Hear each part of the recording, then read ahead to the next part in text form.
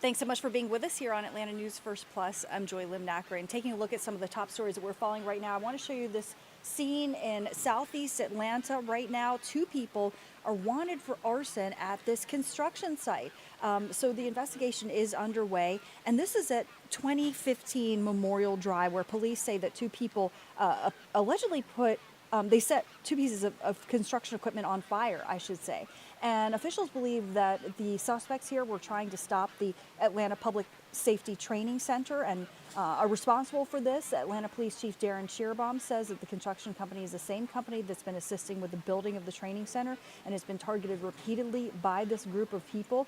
So again, authorities now searching for 2 individuals, or asking for people in that neighborhood, check security footage and reach out to them if you know anything that can help with the investigation, but that is ongoing. And if you want to remain anonymous, tipsters can call the Crime Stoppers hotline at 404-577-TIPS. That's 404-577-TIPS. And of course, the investigation will continue, and we'll continue to follow the latest there as authorities work to track down the 2 people wanted for that arson. All right, let's move on to another major story that we are following as well today, and that is at UGA.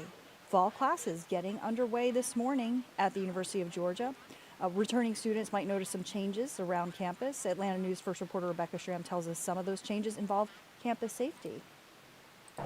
Some of the safety enhancements began over the summer. For example, there's now a campus ambassador program where, if it's after hours, students can request an escort either home or to another part of campus. It's part of a $7 million investment UGA has made in recent months following a case that came as a shocker to the Athens community. We're talking about the murder of nursing student Laken Riley on UGA's campus back in February. The university has enhanced its lighting, added automated license plate readers, added 15 emergency call stations with more to come, and installed security fencing. We spoke with students as some of these security enhancements were being installed. We also spoke with UGA's Associate Vice President of Public Safety, Daniel Silk. What I want people to do, is be confident that the university puts a lot of focus on this area and know that behind the scenes there's a lot going on, but they're going to see evidence of it too. Just knowing that the school cares about you as a student, it does make attending a university like this worthwhile. The new enhancements make for a total of $23 million the university has spent on safety just in the last 8 years. In Athens, Rebecca Schramm, Atlanta News First. Thanks so much to Rebecca for that report. Of course, we'll keep following the latest there. Okay, let's turn to this story about how the Secretary of State is taking new meticulous measures to make sure that your ballot is counted correctly. Atlanta News First Abby Kasoris shows us how. A surprise visit here to the Paulding County Election Board. Secretary of State Brad Raffensperger traveling across the state, performing health checks for voting machines. He says despite efforts from Republicans and former President Donald Trump, Georgia leads other states for voter security, citing several new reports. Inside the Paulding County Board of Elections office, and all of the results all come out to be the exact same thing regardless of where the origin of the information. The Secretary of State's office is comparing results. They found all of their equipment is working fine and ready to be put to the test. I can remember back in the days when I had to beg our local newspaper just to write an article about elections, because elections were not important until it was election day. Paulding County Elections Director Deirdre Holden says after 2020, she heard countless election conspiracies. She doesn't take it personally. That's why I think, people like President Trump, he needs to come through an election office and see what's going on and see what's happening. I think that once people do understand that process, that they see that we're people just like they are.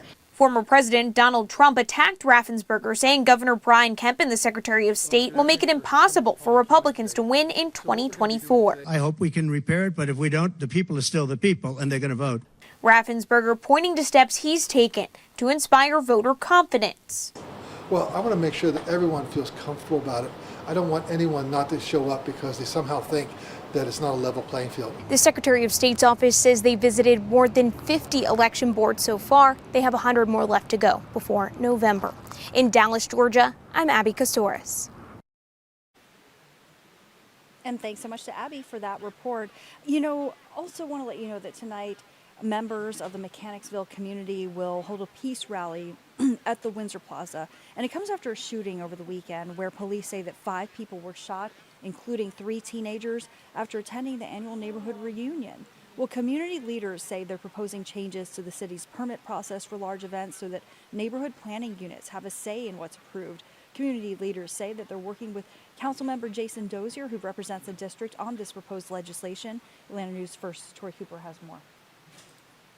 She's in ICU at Grady. Just pray for us. Martina Robinson is holding on to hope for her family member. I didn't know she was the one that had got shot in the head until the next day. Robinson didn't want to share her family member's name for privacy reasons, but she says her loved one is one of 5 people who were shot Saturday at the annual Mechanicsville Day reunion at Rosie Birney Park.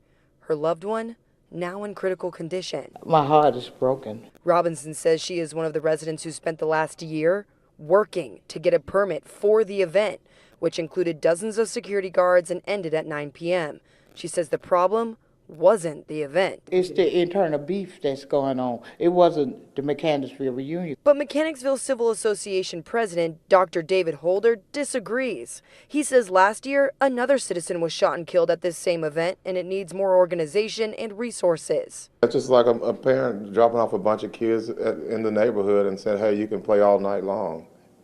You don't know what they're going to get into. We need to put perimeters around it. His neighbors want more red tape to be required in the permitting process. We need 2 EMS. We need fire trucks on each side. We need at least 10 officers. There's a lot of things that have to change, but at least if we, initiate getting the issue with permits taken care of, it will help some. While Robinson continues to pray for her loved one and her community. Stop the violence in Mechanicsville. Tori Cooper, Atlanta News First.